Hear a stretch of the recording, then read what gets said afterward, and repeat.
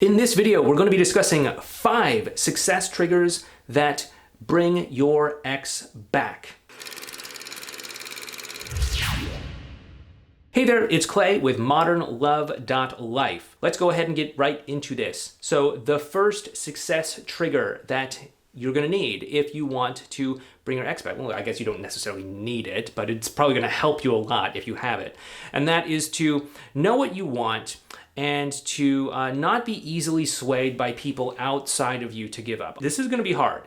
Getting back together with your ex is going to be hard. For some people out there, this may actually be the hardest thing that you have ever done. But you can do this. There are a lot of people who have gotten back together with their exes. There are people who have gotten back together with their exes from very extreme, very challenging, very difficult circumstances. I've had the pleasure to help many people through that whole process myself too. But if there's one commonality that I've noticed in people who are successful, it is that they know what they want, and they're going to go for it 100%, and they're not going to easily be swayed by, someone on the internet that says, oh, well, you've been broken up for 2 months. It was a 2-year relationship. Breakup math says it's impossible to get back together at this point or something. Or some friend that says, you shouldn't get back together with them. There's plenty of other fish in the sea, or all these sorts of things. You may have people in your life that are discouraging you and telling you to give up or to move on or something like that, and that is okay if that's what you truly want to do. But if you want to get back together with your ex, you're going to need to tune all of that out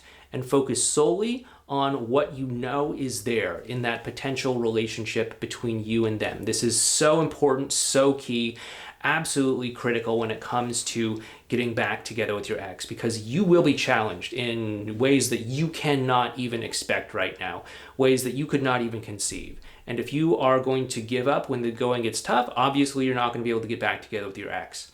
But if you are able to stick to it because you know what you want to do, you know what this is about, and you know that you want to make things work with this person, then you're going to be able to pull through these challenging times and actually be obviously much more likely to become one of these success stories moving forward. The second thing that you absolutely need is to have strong boundaries. If you have strong boundaries, you're going to be able to kind of guide your ex forward. So it's kind of like bowling. If you know the game bowling, it's pretty common here in the United States. I don't think it's super common in like Europe or other places, but you have like this long lane and you have the bowling ball and you want to kind of like roll the ball down the lane to get to the pins at the end. And your ex is kind of going to be this ball that just sort of like goes all over the place. Maybe it goes in the gutter, maybe it just bounces around, maybe it goes some other direction or whatever. You need to have something in place to kind of guide your ex to move forward. And so, of course, things can happen that cause your ex to, go in the wrong direction, or want to move slowly, or want to not go the right way, or not to choose something, or not make up their mind about something. What you want to do is you want to guide them towards that end of the bowling lane. If you need to, actually have some boundaries and be like, bumper bowling. Like when you're a small kid and you're just learning how to bowl or something, sometimes the bowling alley will put these sort of bumpers on the edge so that you can't get a gutter ball, and it helps you get the pins over a little bit more easily, and it helps the kids feel like they're winning and all that stuff. I did bumper bowling once when I was a small child, but anyway, I don't need that so much anymore. I could probably benefit from it though. My point in all of this is that you are going to need to have boundaries. Your ex is going to want to get whatever they can get. They're going to want to do whatever they can do to stay in their comfort zone. They're going to want to do whatever they can do to avoid making difficult choices, to avoid putting themselves out there. Not because they're manipulative or evil or anything like that, hopefully, but because they're just someone who doesn't want to put themselves in an uncomfortable situation. They're just someone who doesn't want to go out of their way to do that if they don't have to. So they're going to do things to try to, make it your fault. So you're going to try to say, oh, well, we can't get back together because of, some trivial thing, even though it's like totally not a major issue or something like that. Or, I just don't know what I want. I'm confused or whatever.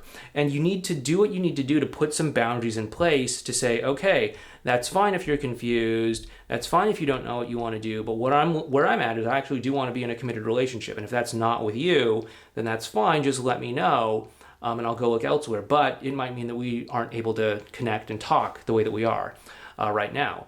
And obviously do this at the right time, at the right place, when the connection is right and all that sort of stuff. Don't just put things out there like this. Like if the two of you just had a big argument or something, don't threaten to pull back even further unless you have the emotional leverage. But have the awareness, we'll get to that later, have the awareness to actually know where the emotional connection is between the two of you, and put boundaries in place when you need to avoid, going around in circles over and over and over again, repeating patterns over and over and over again and never actually making any progress, or to make sure that your certain boundaries that you have aren't violated in some sort of way. So you're going to need to have some strong boundaries. Thing number 3 that you're going to need to have as a success trigger, as an indication that, hey, you can get back together with your ex, is I want you to have personal present moment awareness. Now, what do I mean by this? I mean that you're actually aware of what's going on in the present moment. So many times people are just checked out because, their attention is just elsewhere. Obviously, if your attention is in the present moment, then your attention is in the present moment. If you're present, your attention is in the present. If you're not present, where's your attention? Well, it could obviously be in the future or the past. It could also be on judgments of yourself or judgments of others.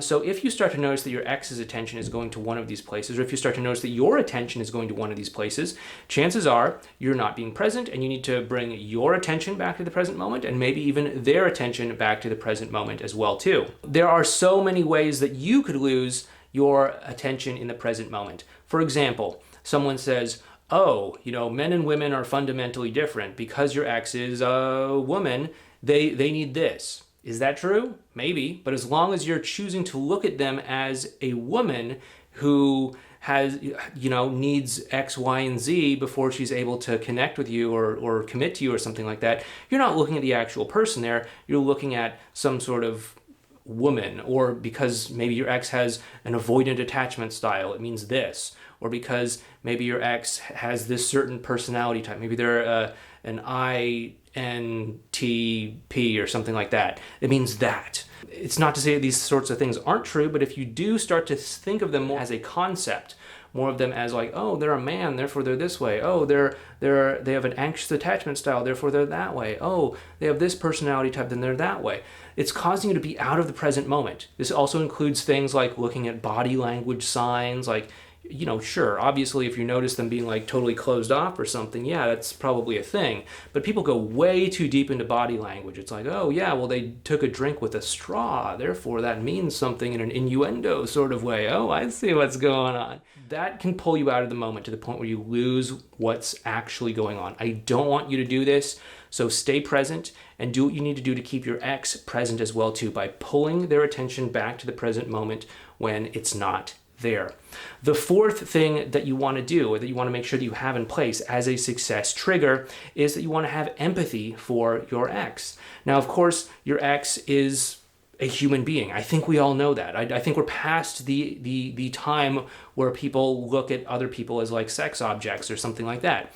Your ex is a human being, and I know that you intellectually get that, but you experientially get that. You get that they are someone who's going through an emotionally difficult time, just like you are. They're someone with their own hope, someone with their own fears, someone with their own anxieties, someone with their own aspirations, someone with their own things that keep them up at night, someone who has their own things that get them excited to get out of bed in the morning, just like you do. And rather than looking at all of the ways that they are divided from us, as we talked about earlier, men, women, anxious, avoidance, all the many different attachment styles, all the many different love languages, all the many different whatevers, instead of looking at everything that divides us, look at what is in common between the two of us and say, okay, we're all humans, we're all people, just having this emotional experience in this life.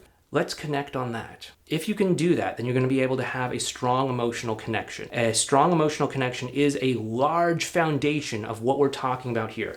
If you're not able to connect emotionally, you're going to have a much, much, much more difficult time. And if you have empathy, you're going to be able to connect much more easily on that emotional level. So empathy is a huge success trigger. And then the last thing is I want you to be curious. I want you to be curious rather than rushing to assume intent or to fill in the gaps in some sort of way. We talk many times in these videos and in our courses like Effortless Connection and the Ex-Solution program and such.